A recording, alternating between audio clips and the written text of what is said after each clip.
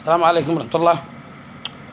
سمعت التهديد حق عبد الملك اليوم من يقنعين كذا الشعب في الحضيض، يقنعوه ان الحرب حق متت لنا الفقر والجوع والمخافة وشردت الناس، يقنعوه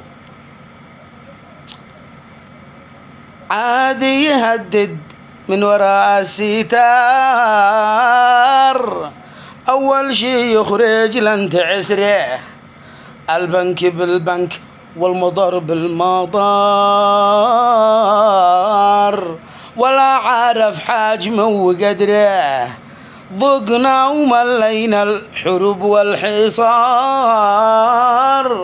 والشعب منك ضاق صدره، والقتل والتشريد وهذا الدمار.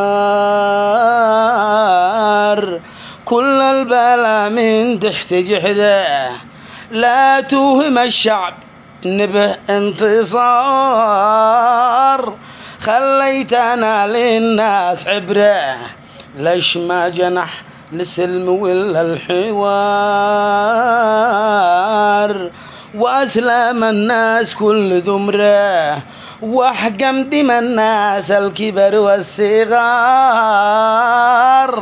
وان ما هدينا جاب نثره، دخلتنا يا حربك وجحر الحمار.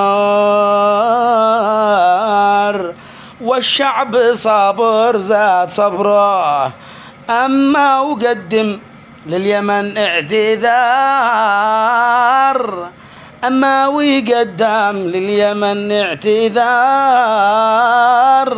ولا حفرنا اليوم قبره، ولا حفرنا اليوم قبره. بيهدد وعاد